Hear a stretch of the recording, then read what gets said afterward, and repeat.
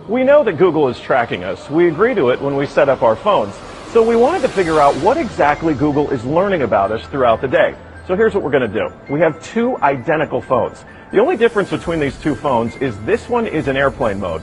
Both of the phones lack a SIM card, and they haven't been set up to access any Wi-Fi networks. So for all intents and purposes, these phones have no connection to a data network.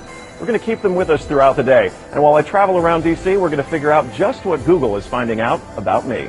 Our first stop, Sim's convenience store, just outside our Fox Bureau, for a quick coffee.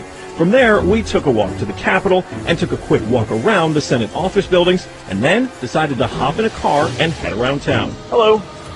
We're going to the Children's Hospital, please. To run our test, we had to do more than walk the block, so we took a tour around our nation's capital. First, due north to the Children's National Medical Center Hospital, then west to St. Albans School and the National Cathedral.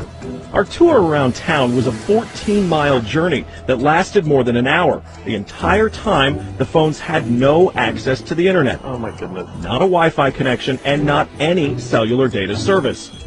It almost seemed quaint to assume that Google wouldn't even be able to collect data on me.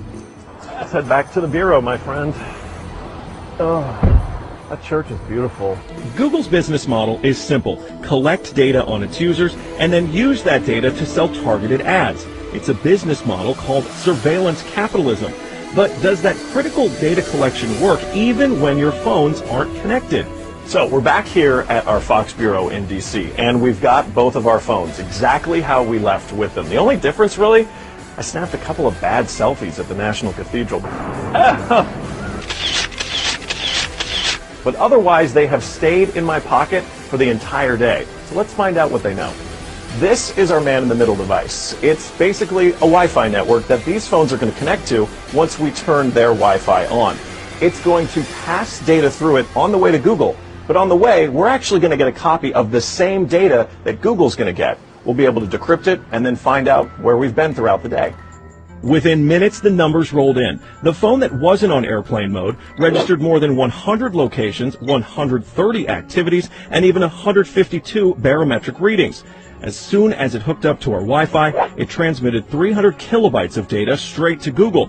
The phone even logged our exact locations, tracking us all around town, the Capitol, the hospital, the school, and the cathedral. Now you may notice what's missing here is the exact route that we took, but it got that data too. It knows when I got out of the car.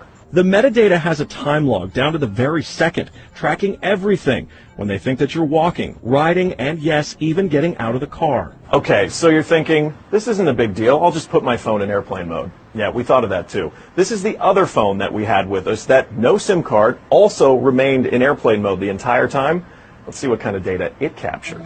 The phone with airplane mode activated actually logged more locations and activities than the other phone, and it also transferred hundreds of kilobytes of data to Google as soon as it was activated. The only thing that's missing from this map is our stop at the Children's Hospital, but it still knows we were there. There it is. Exiting vehicle, 100% accuracy. Through complicated user agreements and free software, Google gets users